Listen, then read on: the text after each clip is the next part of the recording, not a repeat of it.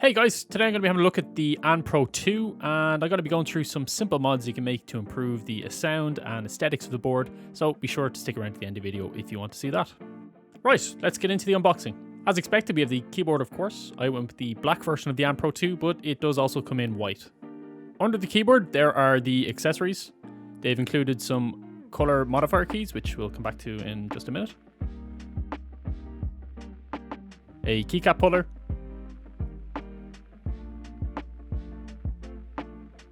And a standard USB Type-C cable. I think it's really cool that they decided to include these colored modifier keycaps. They're made from PBT and they feel really nice. RGB keyboards these days are all about aesthetics, and by having these it means you can customize and offset your board without having to go out and buy a new set of keycaps. I think it's an awesome idea. There are no adjustable feet on the keyboard to change the typing angle, but the case is built with a significant slope, so if you like a slightly raised typing angle, then this will work well for you. The case feels really sturdy and it's made from a thick plastic and doesn't flex that much. The USB-C port is located on the top left of the keyboard and is fully removable. On the rear of the keyboard there's a nice big Pro logo and an on-off switch, as this board is of course Bluetooth compatible. And there are 4 rubber feet for grip. The Pro 2 is a 60% board, so the modifier keys and second functions are printed on the front face of the keycaps, which actually works really well here. You're always able to clearly see what the second function is when you look down at the board. There are a whole bunch of switch options for the Pro 2, and here I've gone with the standard MX Cherry Reds, which are linear switches. While we're on the subject of switches, I would really recommend buying one of these switch testers if you're new to buying mechanical keyboards. There's a whole bunch of different switches you can test out, see what you prefer, and then buy a keyboard from there. I'll add a link to it below if you want to get it. The keyboard is of course RGB and comes with a set of pre-installed profiles on the board that you can swap through.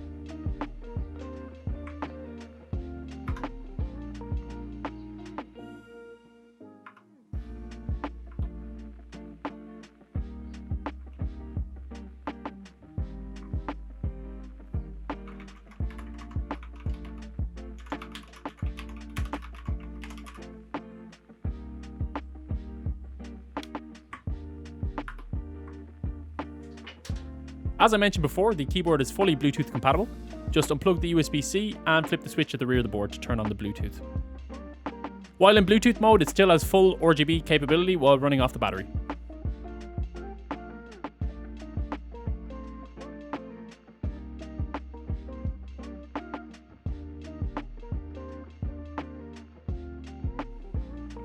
The Pro 2 comes with some software that allows some extra functionality with the keyboard. On the first page here, we just have some general info, some backlighting info, battery info, stuff like that.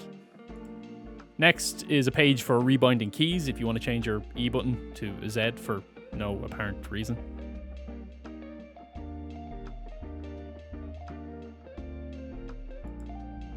Next up we have the RGB customization. So there's some static options and stuff in here that you can change specific keys with.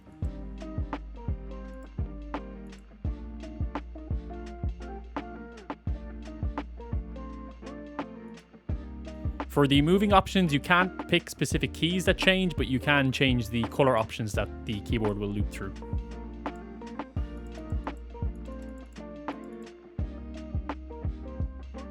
You can have a total of 16 profiles on the board, and on the left-hand side you can add some additional ones that aren't already pre-selected.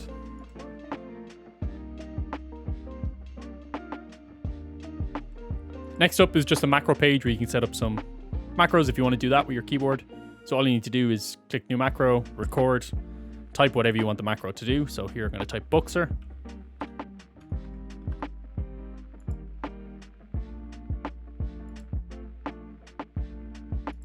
And I'm now going to bind that to the function 1 and G key.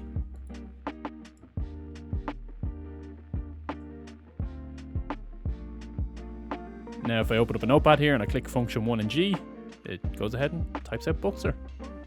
Awesome. The last tab down here then is just some audio settings for your board, so you can actually have it react to sound playing through your computer. It's kind of cool. I don't personally use it, but hey, maybe you want to watch your favorite YouTuber and have your keyboard react. Yeah. One of the coolest additional functions on the AND Pro 2 is this like touch tap key function. So it's a 60% board and doesn't have arrow keys, but the function 1, function 2, control and shift, if they're pressed very quickly, they act as arrow keys. So here I am playing Snake. Then if you long press them, they act as the original key design. Pretty cool, I thought.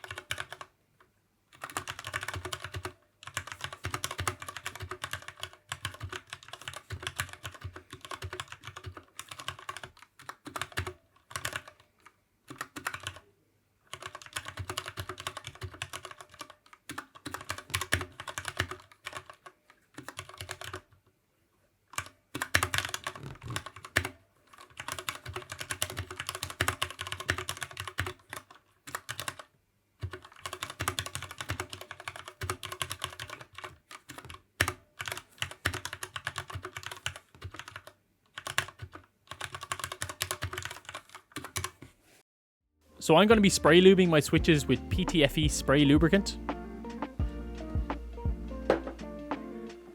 I made a little nozzle hood out of some heat shrink to contain some of the spray. Should make the process a little less messy. And I just have a little fan to blow any vapor from the spray away from my face. Always a good idea if you're using an aerosol indoors. So while I think the results are usually good, you should spray lube at your own risk. You can damage the PCB and you will definitely void your warranty. Just keep that in mind in case the keyboard has been passed down through your family for generations. Right, there are better channels out there to go through this. I would highly recommend Wildcat, I'll link below. But my method for spray lubing is to insert the nozzle into the top left of the switch and give it a very quick spray. The lube will work its way around the stem from there. If you do overspray, no worries, just grab some tissue and dab the excess away.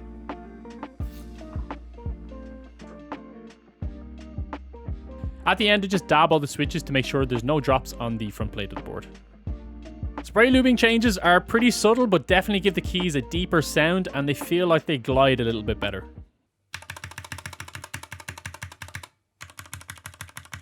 Next up are the stabilizers for the larger keys.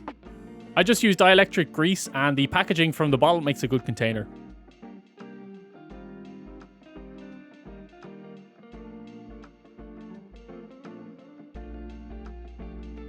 For lubing the stabs, you'll need a thin brush and a tweezers or a stem grabbing majiggy like I have here.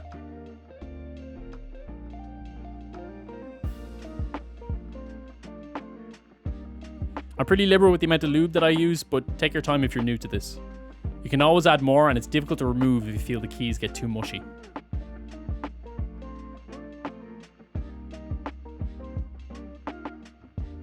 To do this, I first grab the stem and lift it up until I can see the stabilizer bar underneath. On some keyboards, you'll need to unclip the stabilizer from the top plate, but here there's no need, you can see them pretty clearly. I then use the brush to get a generous amount of lube onto the stabilizers inside the stem, followed by applying lube to all four sides of the stem.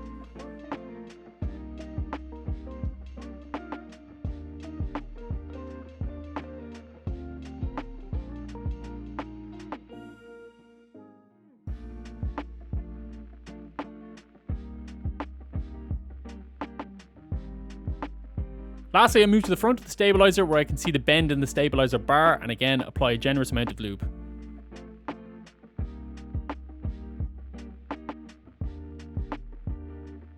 Once that's done, it's just rinse and repeat on all the other stabilizers on the board.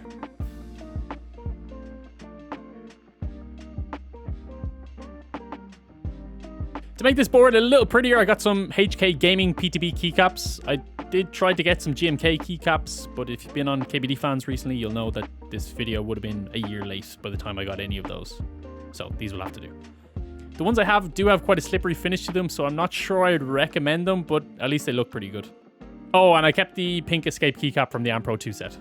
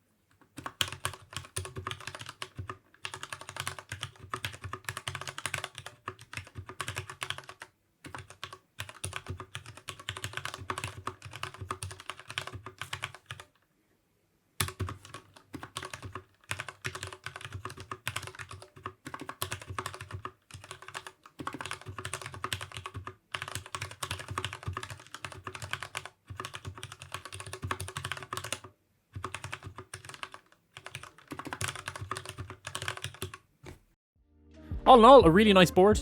Not sure if 60% is for me, as I like to have arrow keys for work, but they made some nice innovations with the tap press arrows.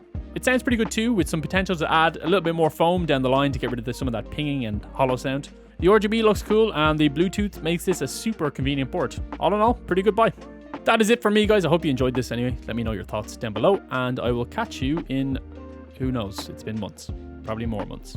Maybe sooner. Goodbye.